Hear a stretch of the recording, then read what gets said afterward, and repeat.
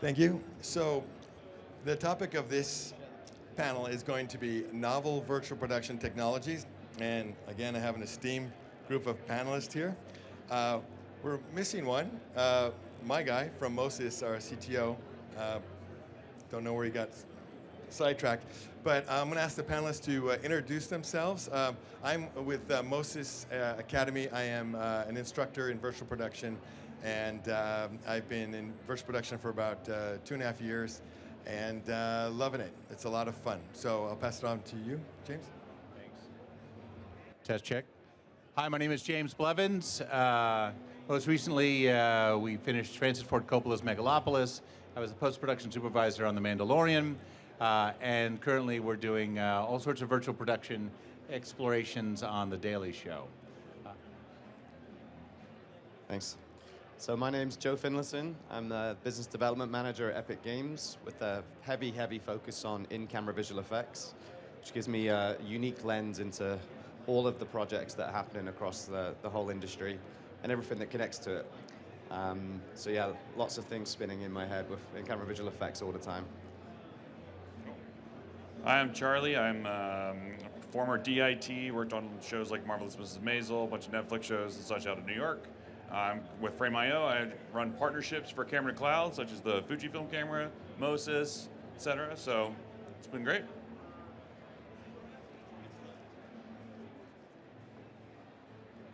All right. So we're going to discuss solving common problems in virtual production, and not only today, but hopefully looking into tomorrow as well. Next slide.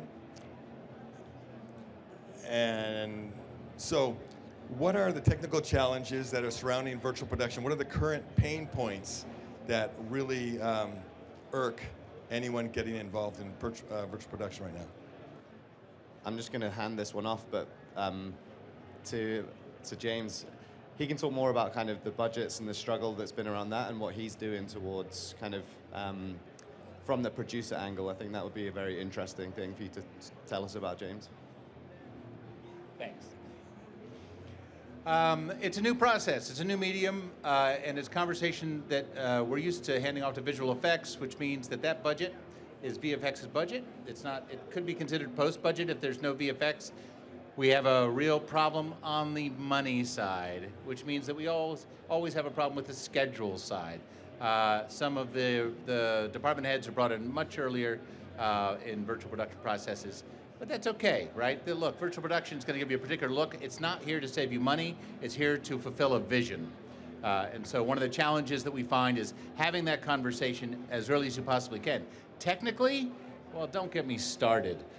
There's a real, most of my career has been handling digital assets for the film business. There are thousands and thousands and thousands of new assets. And as my partner in Mesh, Ben Baker, often says, all of you know how to handle video. Very few of you know how to handle 3D assets.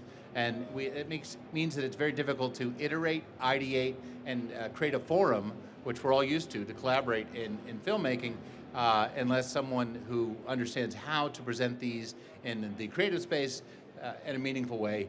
It's so per-force asset management is a real challenge. And then, of course, there's all sorts of technical challenges of on-the-shoot day, of accounting for light coming off a wall, affecting the set that you built. It's a new medium. Trying to make sure that you're not too close to the wall, making sure that moire goes away, that you're at the right pitch, that the color pipeline from Unreal all the way to the camera is intact. All this stuff is being handled by the right people, but it does have to be handled at the moment. And this year should be a year where I'd say 10% of these are being addressed in a meaningful way. Yeah, assets is one of the largest things that people are struggling with. We'll mention that word USD. Everyone's trying to figure out kind of what this digital backlot looks like, how this kind of asset management's going to work moving forwards. And it's something that, I don't think anyone's truly figured this one out just yet. From our side, I've just kind of started a new work group recently, which the in-camera visual effects work group, with a bunch of kind of department heads from different companies, people like Pixamondo, Lux Machina, NEP, Lucasfilm, etc. Kind of the big players who run stages, and the goal is to kind of figure out all of these issues specifically from the delivery from stage to post is kind of the focus right now, but also kind of helping define what like each role is and having it written down in a structure that people can go and look at. It feels like anybody who's walked next to an LED wall can call themselves a VP supervisor right now, and that's kind of a bit of an issue in some ways. So that's kind of making sure that the right people are doing the right thing, and leaning on the producers as well. That's kind of one of the biggest things. But growing the ecosystem so that the right people know how to speak to the right people. And that's something we've been focusing on the art department side at Epic as well, trying to kind of educate on the vision of the pipeline of what it is from previs all the way to getting to the wall, because people look at this technology and think that, oh, most of the time it's going to be spent on the wall. There's actually a lot more time in virtual production spent behind massaging this story to the point where it needs to be taken to this wall. And the more time people spend in prep, the less time they spend on the wall, and that's actually a better thing. It means they're more prepared. Well, luckily we can help solve a lot of those media asset management problems at Frame.io. So if you're not familiar with Frame.io, it's a collaborative space where anyone can add assets to, share assets securely through. I think Frame's TPN certified as well, so it works with a lot of different security issues that may pop up from different vendors or different studios and such. So being able to create assets and store them and securely share them and integrate with other NLEs and other platforms to be able to take the assets that you're creating on set, have them automatically show up in a Frame.io space through camera to cloud, not only just with cameras but also through Mo-Sys from the near time renders. Being able to then take those assets, share them with anybody who needs to have access to them, as well as collaborating on some of the previs stuff that you may be thinking about. It's well, let's talk about how do we get, what do we need to do? Let's start the process from conceptual all the way through production, and being able to really just have just a centralized place of being able to have that. So.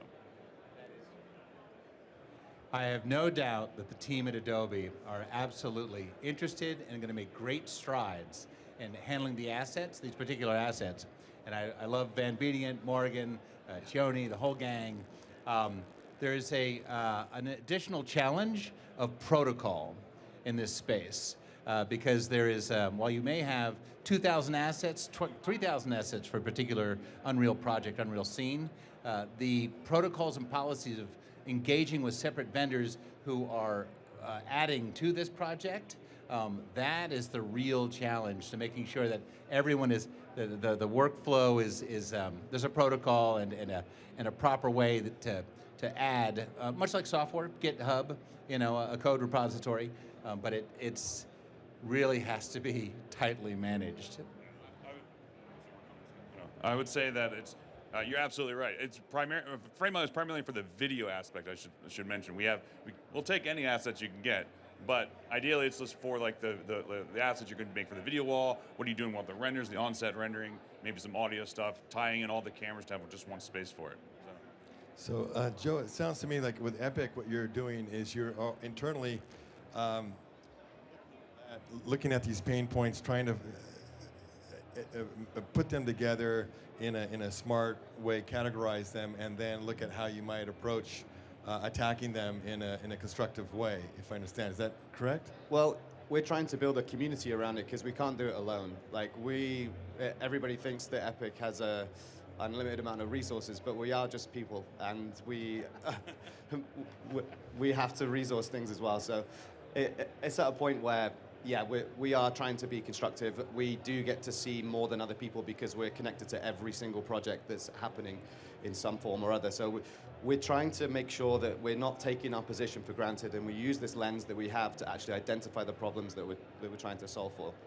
So great. So we're at Mo-Sys, they're developing technology like everyone else, and one of the things they're attacking is the moire effect and coming up with solutions to help mitigate that.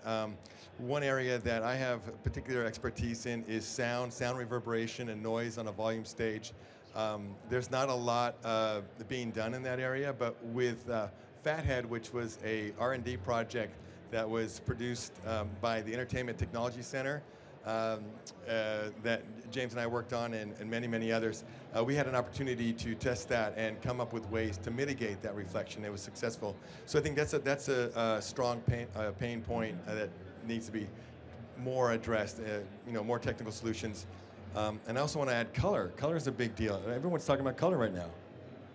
Well, yes, I think we did mention a little bit about color, and that is one of the major problems, is especially if you're trying to seamlessly integrate a physical asset with a virtual production asset coming off the wall. You have this additive color problem. That high frequency light is not full spectrum and will add to whatever paint job you did on your textures. And so you may all think that you're all occupying the same color space and have done the same color brown, right? But then suddenly the light from the wall is adding color to the ground, and that ground now changes color. There's some really interesting advances happening in this. I think that Sony and both Ari understand it's a problem and are going to work to fix that. I also just want to note that this stuff is happening so fast because it's coming up from the bottom, and it's moving faster than anyone who has over 1,000 employees have very difficult time navigating. However, Epic has created a space where UEFN, I don't know if you saw the Epic announcement a few weeks ago, it's going to organically create situations where these solutions might come from the bottom, because everyone's going to have an Unreal project problem, right, as they collaborate. And so this is something that's going to be a pain point that everyone's going to be used to, and I think that we're going to see ideas come up from grassroots as well, thanks to the availability of an enormous platform made available by Epic and the UEFN push. All right, so there's a lot of challenges that are coming up. Let's get our next slide there, or maybe not. There we go. So, is anything coming around? I mean, I know, like at ETC, we have several groups that are studying panel technology, lighting technology, color, and now we're looking at also AI and all of these things that are going on. When you look at AI, it's the buzzword right now. Everyone's talking about it. Just thoughts on AI and solving technical problems in virtual production? Yeah, so I mean, it's such a broad topic that it's touching every part of everything we do. I think the best way that I see it now for kind of working with the engine is the Unreal Engine's an open platform which anyone can develop anything they like into. That's the beauty of it. It's actually people keep calling it a game engine. It is a game engine, but it's really a development platform. Yeah. And that kind of opens the door. So now we're seeing all these different kind of plugins from different kind of AI solutions that can go in. One of the most interesting ones is where you can kind of type into ChatGPT the scene that you want, and it can drop in a bunch of geometry. So what it is kind of the barrier to entry. The hardest part for an artist sometimes, or someone who's pretending to be an artist, is starting a project. So, That's me. Yeah. Yeah, me too. But AI kind of breaks that boundary so that you can automatically get some things put into a scene, and you're starting from a tweak point. So you're going in and then you're moving through there. So the same way people will create a business plan with ChatGPT, and then you can't just hand that business plan in. You have to actually make some changes to it because doesn't know everything. So that's kind of the way I see it going. It's like the organic process of helping people start and reducing time. I think Adobe, so machine learning beds of require at least 100,000 assets to really start teaching in a meaningful way a particular solution. So Adobe is sort of uniquely situated to touch hundreds of thousands of assets, and I'm sure that at some point they're going to come up with some real incredible, intuitive sort of asset sort of management approach. But to his point, to Joe's point, it's again, this period of machine learned algorithms being applied to imagery is happening so fast. And where it's really having an effect is photogrammetry. And I think that you're going to see, again, people, that's one of the stopping points. Oh God, I got to make a chair, I got to make a thing. Now, today you can take a picture of a chair and then do just sort of put it through a machine learned algorithm which will now create the chair in 3D space. And it's getting you all the way down to like 95% of the way there. Certainly good enough for a background asset, no doubt about it. So this is the sort of stuff that's coming online now that everyone is going to be able to use. Yeah, I see it as more like, I think you're talking about nerfs and that technology. So like for that, that really empowers, I see, the short form content. So things that's commercial use, you have really kind of tight deadlines. It's like the rule of 8 days kind of situation where you have a very kind of limited window. And that's where the nerf technology and things that kind of scanning is super important. And that's going to save people a lot of time and a lot of money. There's a couple of things for that, though, is it doesn't play into kind of, say, metaverse strategies or a content strategy where you have an actual asset, because it's to build this digital backlot, it kind of, these assets need to be kind of individualized into something that can be done. So the two sides that we've been talking about AI, one is kind of going to generate an actual 3D asset. The other one's going to kind of generate something that's more of a full scene. But they're very interesting technologies, and they're both going to grow super rapidly. By the end of this year, we're going to see some crazy stuff, I think. Well, I can't speak to the Frame.io side of things, or the Adobe side of things. I mean, for the most part, I mean, Adobe's doing crazy stuff with Sensei, which is for all the NLE stuff and everything that's in After Effects, but doing, like, using stuff that's like, you're talking about, like, being able to create and capture with like photos, like you could use something along the lines of like a Fujifilm with camera to cloud, taking photos of an object that goes to Substance 3D, and then using that to populate your objects and something of that nature. So it's really exciting to see where AI is going to go, because like you said, it's just, even though it might be the buzzword right now, it's extremely exciting to see the possibilities from anywhere from acquisition to editing to posting to, are we going to be doing anything anymore? Well, I think we're out of time at this point, but I wanted to thank you, James, Joe, and Charlie, for coming out here and sharing your knowledge and information, giving us a window into some of our pain points being addressed. I don't think it'll ever stop, because that's just the nature of technology. But just know that there are people who are working to mitigate these pain points and looking toward the future. Get involved in any of these groups. If you get involved in any association, it will help you get closer, your ear to the ground, understand what's going on. There's so many people working hard to address these problems. So don't be afraid to participate, and even just being a fly on the wall will get you ahead of the game. So again, thank you for your participation.